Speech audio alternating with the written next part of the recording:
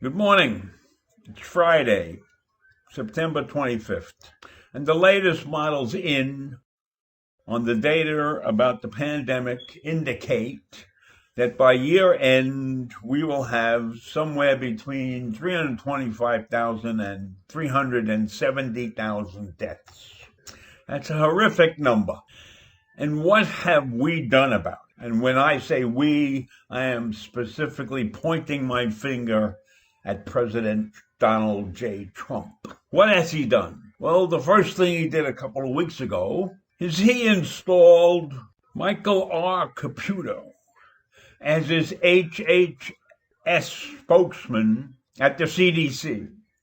Now, Caputo has no medical background. He's a medical moron.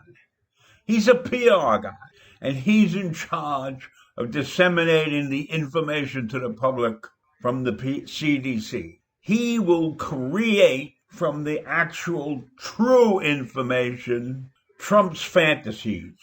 So there is no information coming out of the CDC right now that is trustworthy. And everything is put in the perspective of Donald Trump and not wanting to upset the public, perhaps, or perhaps painting an image that allows him to run around without a mask and indicates to people that things are getting better. Now, Caputo brought on as an advisor Dr. Paul Alexander. But Dr. Paul Alexander is not a real doctor. He's not a medical doctor. He has an undergraduate degree in epidemiology and a PhD in something else. And he taught at McMaster University, but is currently not working there. So he brought him on as his advisor.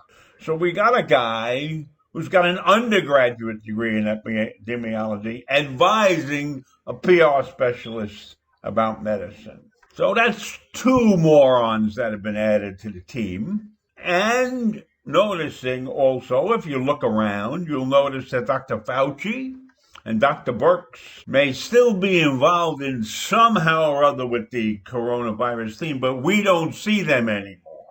And Fauci has pretty much gone off on his own and is doing interviews and things like that and telling people the truth. And then Trump has added a third moron to his team, Dr. Scott Atlas. Now, he's a doctor, but he's a radiologist. He's not a epidemiologist, and he also is a right-leaning doctor. Now, politics should have no bearing on medicine at all. No bearing. So if you're a right-leaning doctor who believes in herd immunity, then now right now you're a waste of time. Because herd immunity really doesn't take effect until a large enough amount of the herd has been infected and survived.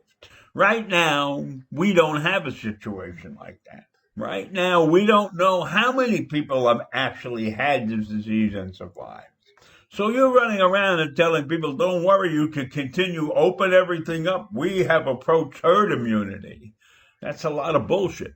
So there they are, the three stooges of medicine. And it's a disgrace that we would have three people like that on the staff. And a bigger disgrace that we are putting out misinformation to the general public. And it's so bad that over 30 states did not choose to follow the latest instructions from the CDC. Basically, we now have a country that doesn't trust all major medical institutions to provide us with the information we need to fight this pandemic. So I say to you, we cannot allow this guy to be reelected. And you know who this guy is. DJT. And he's spreading rumors right now about how the election is rigged. And he doesn't believe that he's going to leave peacefully if he loses this election. Well, that's something we should all be worrying about. Are we going to act like Venezuela or some third world country where the guy gets overthrown in an election and then refuses to leave? I hope not. I hope we don't see anything like that. There's great reason for this guy to leave. He has mismanaged this pandemic from day one. And you all heard him say, I didn't want to upset the people. That's why I didn't tell them what's really happening back in February. And he said if I had to do it over again, I would do it over again. I still don't want to tell them. So he admitted he is not going to tell us the truth. So why would we reelect him? Do we need a liar in the White House? Do we need a guy who says things and then 2 days later denies he said them? Now, that would be okay if nobody heard what you said in the first place, but this stuff is always on the news, and yet he continues to deny it. And what's even sadder is that his base believes everything that he says. They stick with him through thick and thin. So this election is going to come down to 10% of the population, because there's a group of people that are voting no matter what happens for the Democrat, and then we have a group of people who will vote no matter what happens to the Republican Party.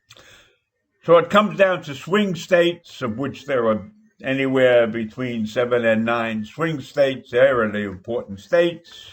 But I tell you that if we don't take into consideration the total mismanagement of this pandemic and the fact that Trump surrounded himself with toadies in order to keep the public misinformed, then this country is going into the toilet quickly.